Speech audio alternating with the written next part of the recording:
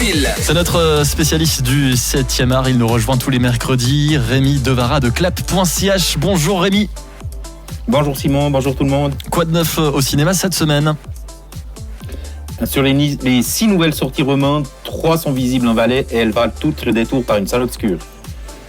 Et on va commencer en musique avec une biographie d'Aretha Franklin.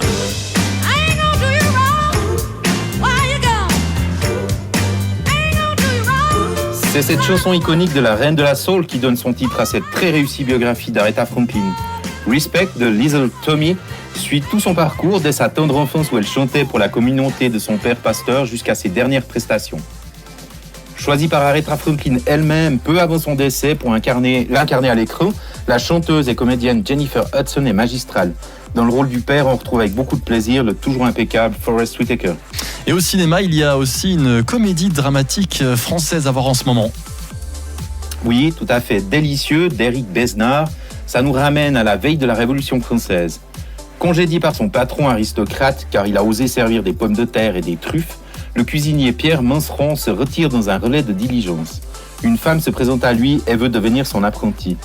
On trouve dans ce film un charme indéniable, d'excellents comédiens comme Benjamin Laverne, Guillaume de Tonquédec et surtout Isabelle Carré et le magnifique Grégory Gadebois que l'on a pu apprécier dernièrement dans J'accuse de Roman Polanski ou Président d'Anne Fontaine. Et votre dernier film de la semaine, Rémi, eh bien c'est une histoire d'amour.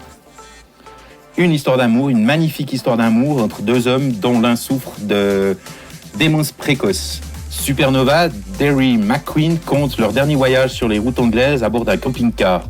C'est un film tout en délicatesse et en nuances. Il possède bon nombre de scènes bouleversantes qui doivent énormément à l'interprétation exceptionnelle de Stanley Tucci et Colin Firth. Mais l'actu cinéma de la semaine est marquée par un deuil. Et malheureusement, le magnifique tire sa révérence. Jean-Paul Belmondo, alias Bébel, s'est éteint le 6 septembre 2021 à l'âge de 88 ans. Acteur populaire adulé, Jean-Paul Belmondo a traversé pas moins de 91 films et téléfilms. Dès ses débuts au cinéma, ce comédien venu du théâtre a su gagner la sympathie des spectateurs grâce à son panache et à son charisme. Il empoignait chaque rôle avec fougue et savait créer des personnages hors normes.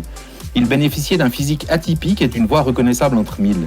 Il était aussi à l'aise devant la caméra de Jean-Luc Godard que devant celle de Philippe de Broca, Louis Malle, Georges Lautner, Henri Verneuil, Jacques Deray ou Claude Lelouch, qui lui valut son seul César pour Itinéraire d'un enfant gâté. Il restera encore longtemps un des acteurs français les plus chéris du public et ses films seront à jamais des témoignages de sa personnalité exceptionnelle. Depuis 2 jours, on a pu voir ou revoir sur les chaînes francophones Le Cerveau, Peur sur la ville, Itinéraire d'un enfant gâté, L'As des As, Le Voleur, Les Tribulations d'un Chinois en Chine, Le Professionnel et À bout de souffle. On était obligé de rendre un hommage à Bébel, Jean-Paul Belmondo. Absolument. Merci beaucoup Rémi Devara pour ces infos cinéma. On vous retrouve mercredi prochain. Avec un gros morceau Dune de Denis Villeneuve. On se réjouit. Bye bye. Bye.